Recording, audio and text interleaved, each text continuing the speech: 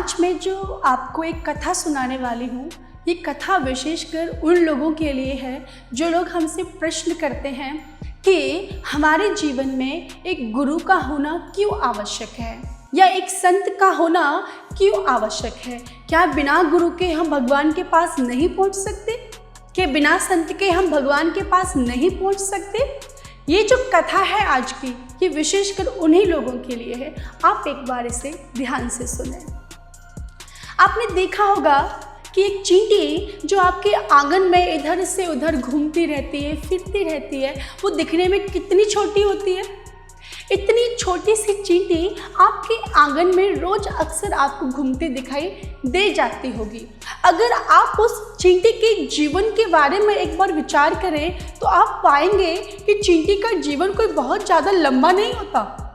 मात्र 1 या 2 दिन तक एक चींटी जीवित रहती है और 1 या 2 दिन में उसका पूरा जीवन समाप्त हो जाता है। तो आप विचार करें कि चींटी का जीवन होता है वो कितना छोटा होता है। जितना छोटा उसका शरीर होता है उतना ही छोटा उसका जीवन भी होता है।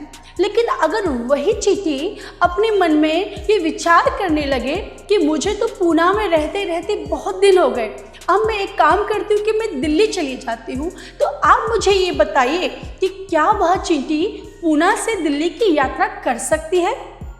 शायद नहीं कर सकती, क्योंकि चींटी की गति कितनी कम होती है और इसके बाद चींटी का जीवन कितना कम होता है। अगर चींटी चलना भी शुरू करेगी तो बीच में ही मर जाएगी, लेकिन दिल्ली तक नहीं आ पाएगी।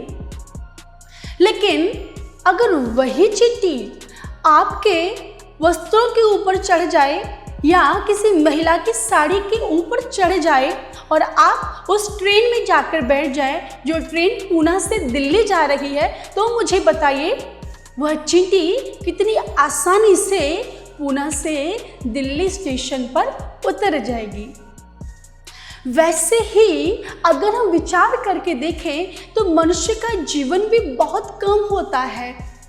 आयु का तो कोई भरोसा ही नहीं होता और हमारी जो गति होती वो भी चींटी की भांति बड़ी धीमी गति होती है। सारे काम बड़े ही धीरे धीरे करते हैं, सारे काम कल पे टालते रहते हैं। लेकिन अगर हम भी उस चींटी की तरह किसी गुरु का हाथ पकड़ ले, किसी संत का हाथ पकड़ ले, तो वह गुरु, वह संत हमें हमारे भगवान तक आसानी से पहुंचा देते हैं। क्योंकि गुरु 2 शब्दों से मिलकर बनता है। गु माने अंधकार, रु माने प्रकाश। जो हमारे अंदर से अज्ञान रूपी अंधकार को निकालकर ज्ञान रूपी प्रकाश भर दे, वही गुरु है। इसीलिए अगर हमें अपने जीवन में से अंधकार को खत्म करना है, अज्ञान को खत्म करना है, तो हमें हमारे गुरु के समीप जाना ही होगा।